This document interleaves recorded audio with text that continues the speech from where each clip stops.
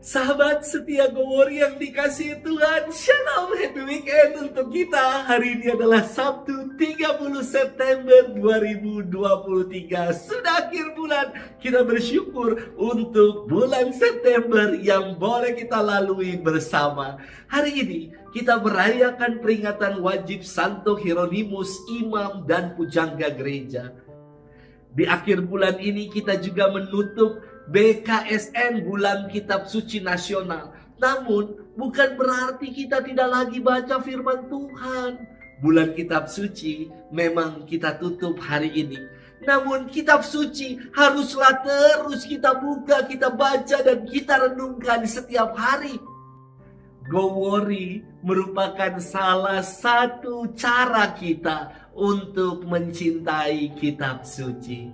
Sahabat setia Gowori yang dikasihi Tuhan, Hieronymus lahir pada tahun 342 di Stridon, Dalmasia. Santo Hieronymus lah yang menerjemahkan kitab suci dari bahasa asli Ibrani Aram ke dalam bahasa Latin atau yang dikenal dengan sebutan Vulgata.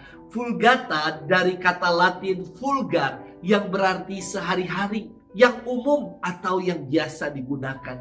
Dibutuhkan waktu lebih kurang 30 tahun untuk menerjemahkan kitab suci ke dalam bahasa Latin. Santo Hieronymus mengatakan, ignoratio scriptuarum, ignoratio Christi est, yang berarti tidak baca kitab suci, tidak mengenal Kristus. Santo Hieronymus wafat di dekat kota Bethlehem pada tanggal 30 September tahun 420. Jenazahnya mula-mula dimakamkan di Bethlehem dan konon kemudian dipindahkan ke gereja Santa Maria Maggiore di Roma. Santo Hieronymus diangkat menjadi pelindung para sarjana kitab suci. Hari ini kita akan bersama-sama merenungkan firman Tuhan yang diambil dari Injil Lukas 9 ayat 43b sampai dengan 45. Mari kita siapkan hati kita. Haleluya, haleluya, haleluya. Penebus kita Yesus Kristus telah membinasakan maut dan menerangi hidup dengan Injil. Haleluya, haleluya, haleluya. Tuhan bersamamu dan bersama rohmu. Inilah Injil suci menurut Lukas, dimuliakanlah Tuhan. Semua orang heran karena segala yang dilakukan Yesus. Lalu Yesus berkata kepada murid-muridnya, dengarkan dan camkanlah segala perkataanku ini.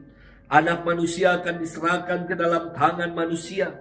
Mereka tidak mengerti perkataan itu sebab artinya tersembunyi bagi mereka sehingga mereka tidak dapat memahaminya. Dan mereka tidak berani menanyakan arti perkataan itu kepada Yesus. Demikianlah sabda Tuhan. Terpujilah Kristus. Sahabat setia Gowori yang dikasihi Tuhan, Shalom. Dalam setiap pengajaran, saya selalu membuka kesempatan bagi umat untuk bertanya. Namun biasanya yang terjadi adalah tidak ada satupun yang bertanya. Saya kira peluangnya cuma dua hal ini.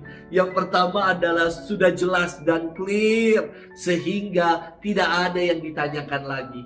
Atau sama sekali tidak jelas sehingga enggan untuk bertanya. Saya kira kemungkinan kedua ini lebih mengena rasanya.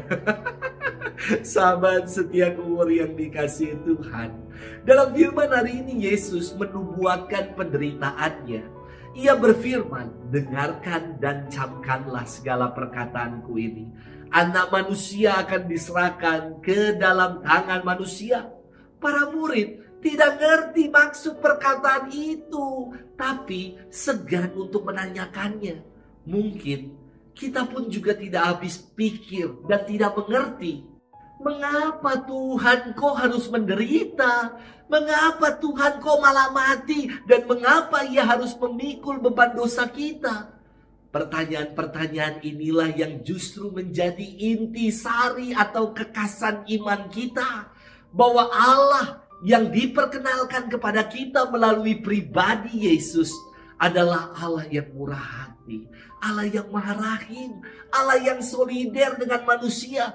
Penderitaan dan wafat Yesus di kayu salib adalah ungkapan cinta nyata, ungkapan kasih yang begitu besar, sehingga Yesus dikurbankan sebagai kurban penghapus dosa dan buah sulung kebangkitan yang menjadi pengharapan bagi kita yang percaya kepadanya. Sahabat setia Gowori yang dikasihi Tuhan, penderitaan berakar kata Sanskerta dira, yang berarti menahan atau menanggung.